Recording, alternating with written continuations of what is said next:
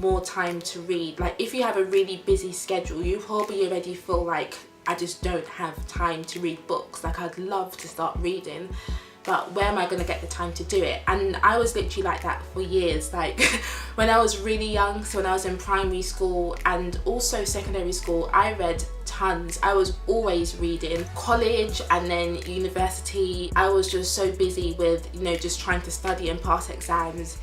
I felt like I didn't have time to read. I was trying to balance working with, you know, looking after my relationships and making time for friends and cooking and all the other stuff we have to do. I just felt like there was no time to read a book.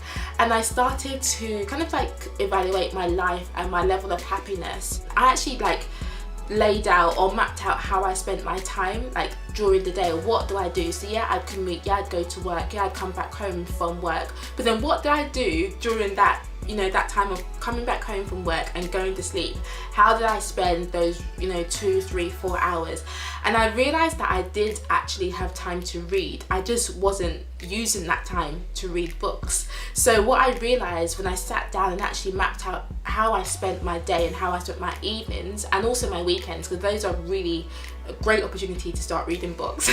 So I realized that I was spending the time that I could have been spending reading on doing kind of like pointless things, so watching TV or spending hours upon hours on YouTube. I realised that I did have the time to read, but my priorities weren't reflecting my wishes. So at the time, my priorities were learning about hair care or learning about whatever else I was watching on YouTube, like fashion and watching people's vlogs and stuff like that. And reading was way down my priority list. It was at the bottom, and that's why I didn't make time to read books. Fast forward to the end of 2016, I realised that one thing that really made me feel happy in life when I was younger was just reading books. And I wanted to have that sense of happiness again. So I realised that the only way that I'm going to get it back is if I actually make time to start reading books. So I started reading books.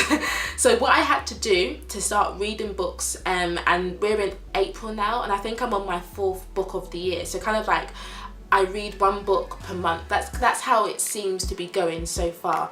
So what I've been doing is essentially I've been using my free time to not watch TV, not watch pointless reality TV programs, and instead I'm coming home from work, and whilst I'm eating dinner, I'm reading a book.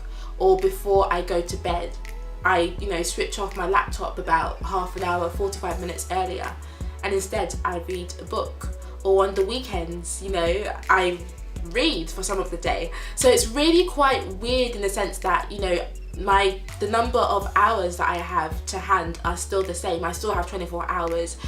I still have the commitments of work, of, you know, nurturing my relationships, of making time for friends and going to see family and cooking and cleaning and all that kind of stuff.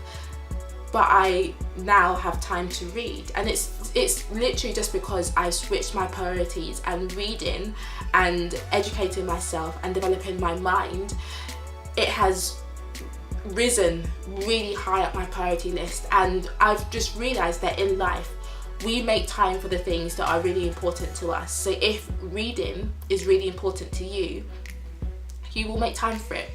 And if it isn't, you won't make time for it. And that's okay, because that's just where you are in life. When you enter a different stage in life, your priorities may shift and reading may become slightly higher on your list of priorities, and therefore you make time for it. Don't kick yourself if, you know, you would love to read, but, you know, there are just way more other things on your list of priorities that you need to make time for. Like, that's fine, and just accept it, and just realise that, you know, when your priorities shift, you will make time to read books. If you do feel like, actually, I'm not making time to read, I'm not making time for the things that I love at the moment, how can I start doing that?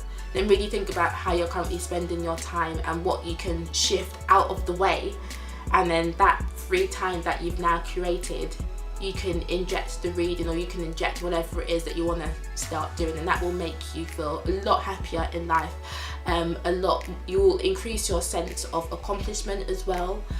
You'll just feel proud of yourself that you set yourself these some goals and you're actually taking steps to achieve them, and that you are achieving them.